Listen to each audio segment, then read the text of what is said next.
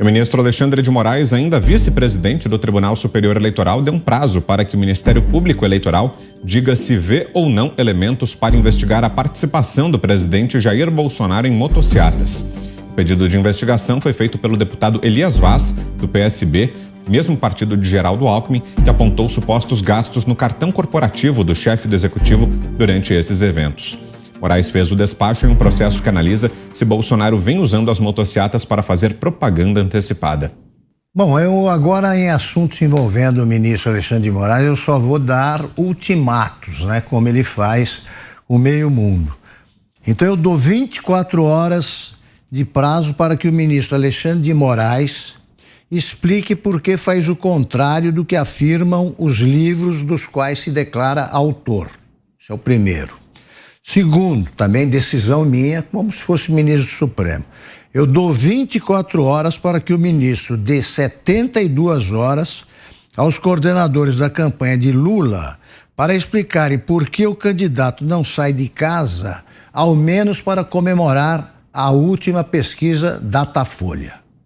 Olha, essa disputa eleitoral ela será fortemente judicializada. Isso já está escrito e já está definido.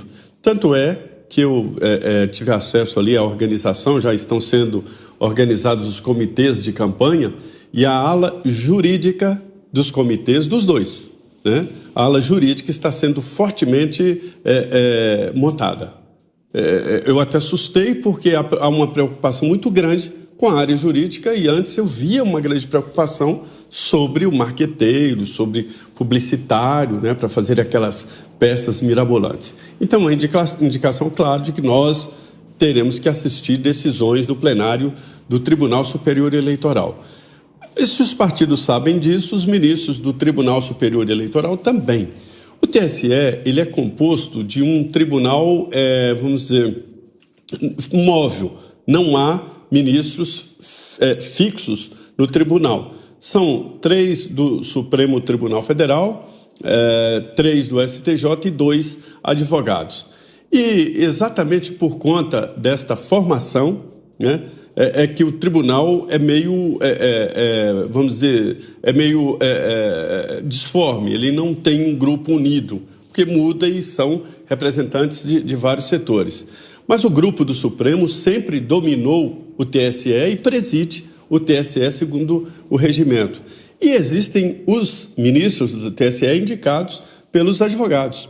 E essas indicações estão sendo seguradas exatamente para evitar que o presidente Jair Bolsonaro faça as indicações agora para se ter uma ideia de como a disputa ficou no Tribunal Superior Eleitoral. Dar prazo o procurador é que tem ali o monopólio de fazer as acusações. Na Justiça Eleitoral tudo funciona mais ou menos, né? Mas o procurador eleitoral é o Ministério Público no TSE. Ele que deve fazer a acusação. E o que a gente vê aí, essa pressa de julgar, né, as motociatas e tal, não é a mesma pressa em vários outros assuntos que apareceram. As motociatas são organizações espontâneas. E lá vamos nós para o dia da marmota, né? Para o feitiço do tempo. Lá vamos nós falar de novo do STF e do magnânimo, excelentíssimo, maravilhoso, espetacular imperador Alexandre de Moraes. Vocês já imaginaram, Augusto, Zé, Vitor Brown, como começa o dia do Alexandre de Moraes? Ele tomando um café, ele pensando, o que eu vou fazer contra o presidente Bolsonaro? Aí ele almoça, o que eu vou fazer contra o presidente Bolsonaro? Aí ele toma um cafezinho da tarde, talvez um vinhozinho do Porto, aquele caro, o que eu vou fazer contra o presidente Bolsonaro? E vai dormir, eu acho que ele passa 24 horas pensando como ele pode puxar o tapete do presidente Bolsonaro, como ele pode ser mais político e mais ativista e mais militante do que ele realmente é. Já que o guarda-costa de Alexandre de Moraes e do STF, o senhor Rodrigo Pacheco, presidente do Senado, ele continua em absoluto silêncio sobre todas as inconstitucionalidades do ministro Alexandre de Moraes, sobre as interferências em outros poderes, sobre as canetadas draconianas, sobre a perseguição política e pessoal ao deputado Daniel Silveira. E aí nós perguntamos, senador Rodrigo Pacheco, Onde está o senhor? Onde estão os outros ministros da corte? Porque o que o Alexandre de Moraes faz, ele desmoraliza a corte que deveria ser o tribunal mais respeitado do país. Uma instituição séria que deveria ser respeitada e com essa composição não é. Onde estão os integrantes da OAB? Nós tivemos agora recentemente uma advogada no caso do Daniel Silveira, do deputado Daniel Silveira, que teve suas contas bancárias bloqueadas. Uma advogada do processo de um parlamentar que foi preso inconstitucionalmente com as contas bloqueadas por uma perseguição infantil, vil e inconstitucional. Portanto, mais uma vez, o nosso Dia da Marmota, ele existe porque existe uma covardia absurda do senhor Rodrigo Pacheco, que não coloca em votação no plenário o impeachment robusto contra um ministro desse. E a defesa de Milton Ribeiro disse em nota que foi surpreendida com o envio do caso do ex-ministro da Educação ao Supremo Tribunal Federal. Mais cedo, o juiz Renato Borelli, da 15ª Vara Federal, acolheu o pedido do Ministério Público Federal, que disse haver suposta interferência nas investigações. Isso porque foi revelado um telefonema interceptado pela Polícia Federal, no qual Ribeiro relata à sua filha que teria recebido uma ligação do presidente Jair Bolsonaro, na qual ele demonstrou preocupação com as investigações e disse acreditar que o ex-titular do MEC poderia ser alvo de busca e apreensão. A conversa entre ele e sua filha ocorreu no início de junho, praticamente 3 semanas antes da operação da Polícia Federal. A ministra Carmen Lúcia vai decidir se o presidente Jair Bolsonaro entra ou não nesse inquérito. Veja os caminhos que essa situação acabou tomando. O que aconteceu é o seguinte: estava em primeira instância na 15ª Vara Federal daqui de Brasília. Havia ali uma ilegalidade, porque o início da investigação, primeiro na Procuradoria, na Controladoria Geral da União, o ministro Wagner Rosário, e depois na Polícia Federal e foi para a 15ª Vara. Está errado, porque o processo originário inclui prefeitos. Os prefeitos que foram achacados por pastores que se aproveitaram da proximidade com o presidente, aquele pessoal que chega lá, tira fotografia no gabinete do presidente e sai dizendo por aí: eu estou mandando no governo. É mais ou menos isso. E aí tentando vender lote na Lua, porque é vender lote na Lua, prometer a prefeitos que vai mandar dinheiro para lá se receber propina. Isso não existe. Esses caminhos foram fechados. E aí, por envolver prefeito tem foro especial. Não é só deputado, não. Prefeito tem que ser o Tribunal Regional Federal. E estava na primeira instância da Justiça Federal. O processo seria desmontado.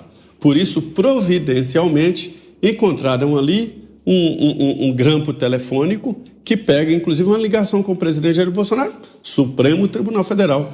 A ministra Carmen Lúcia é a relatora. Ela deve pedir explicações ao presidente, aquele teatro de sempre. Pede explicações ao presidente, pede ao Ministério Público, vai decidir, se o presidente Jair Bolsonaro entrou nessa história.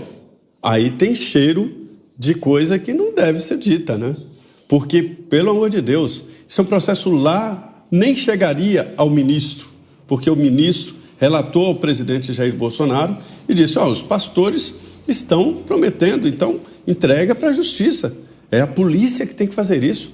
Não é o governo, não é o presidente Jair Bolsonaro, não é um ministro, é a polícia. E assim foi feito. Entregou para a Polícia Federal depois de investigar que não havia funcionário público envolvido. Se houvesse funcionário público, era a Controladoria. Então, essa é a história e esse é o desenrolar. Agora está no Supremo Tribunal Federal. Mais um caminho para tentar atingir o presidente Jair Bolsonaro. A defesa de Milton Ribeiro se manifestou sobre esse áudio. Daniel Bialski, um dos advogados de Milton Ribeiro, afirmou que se houve menção ou participação de autoridade com foro privilegiado, não haveria competência do juiz de primeiro grau para analisar o pedido feito pela autoridade policial e, consequentemente, decretar a prisão preventiva do ex-ministro. Eles querem ligar tudo ao Bolsonaro. Bolsonaro é o responsável pelo terremoto no Acre, a 600 quilômetros de profundidade. Ele é o responsável pelo frio de junho, será responsável pelo calor de dezembro. É sempre assim. Eles pegaram um caso de suspeita e querem transformar isso aí numa coisa semelhante ao tsunami de corrupção ocorrido durante os 13 anos de governo do PT. Ontem eu comecei a ler a lista aí de petistas ilustres que foram para a cadeia. Eu prometo que segunda-feira eu venho com a lista completa dessa turma, porque exige, né, uma escavação, exige uma limpeza nas catacumbas para encontrar esse pessoal, porque o que tem de bandido do PT envolvido aí em bandalheira é uma grandeza. Agora, eles querem transformar uma conversa entre pai e filha numa prova de envolvimento do Bolsonaro. Pois o presidente já disse que não, em nenhum momento fez qualquer coisa para que pudesse ser acusado de interferência no caso. Ele não é o Lula, não é o pessoal do Supremo. Eu já vi ministro do Supremo interferir nas investigações, ou no próprio julgamento de um réu, ou na análise do inquérito. Agora, o presidente da República, sem prova nenhuma, é acusado também disso. Ele é chefe de uma instituição, né? Merece o respeito que o Supremo, as autoridades que lidam com isso, não devotam nem a elas próprias. A politização do judiciário, né, tem sido, eu acho que talvez, o maior problema do Brasil hoje. Nós temos problemas sérios, né, que nós precisamos discutir no Congresso, reformas para serem discutidas, reforma administrativa, reforma política, reforma tributária, né, a diminuição do Estado, um ponto que essa administração vem pregando aí de forma bastante interessante, né? Tivemos que o Estado colocar as mãos na vida do brasileiro dentro de uma pandemia global, mas vem pregando agendas liberais. E o que nós vimos, o que nós temos visto desde 2019, desde que o presidente Bolsonaro aí colocou a faixa de presidente, é uma politização exacerbada do judiciário, né? Interferências em outras prerrogativas de outros poderes, né? Não apenas desse juiz aí, desse caso, né? O juiz Renato Borelli, mas o próprio STF, né? Se tinha foro privilegiado, ele não tinha competência. E nós temos também o Roberto Jefferson, que não tem foro privilegiado, mas está sob a tutela do STF. Ou seja, eu tenho muita pena dos estudantes de direito no Brasil, porque eles devem ficar loucos, né? Eles olham aí na sala de aula, olham seus livros, seus cadernos, seus professores ensinando uma coisa, mas na vida real é outra totalmente diferente. Agora, é aquele ponto que nós falamos aqui desde o ano passado, na verdade, desde 2020, né, assim como aconteceu nos Estados Unidos, uma tentativa durante meses de colar escândalos na administração do Donald Trump para que a eleição fosse comprometida. O mesmo caminho seria seguido aqui no Brasil, é a mesma coisa. São 3 anos e meio de trabalho, né, pastas muito técnicas da administração do presidente Bolsonaro, trabalhando arduamente, mesmo com a imprensa, a velha imprensa remando contra, né? O máximo que eles conseguem falar é que o Brasil despiora quando a economia do Brasil, por exemplo, figura entre as 10 maiores economias do mundo. O Brasil despiora e eles vão continuar seguindo. Agora, o curioso foi que essa CPI do MEC, que estava, o Randolfo Rodrigues, que estava tentando colher assinaturas em março, não conseguiu. Logo que aconteceu a prisão, né, aí sem a prerrogativa desse juiz de mandar prender o ex-ministro, o Randolfo Rodrigues conseguiu as 27 assinaturas para essa CPI do MEC. Vamos acompanhar, mas que eu tenho muita pena dos estudantes de direito do Brasil, isso eu tenho.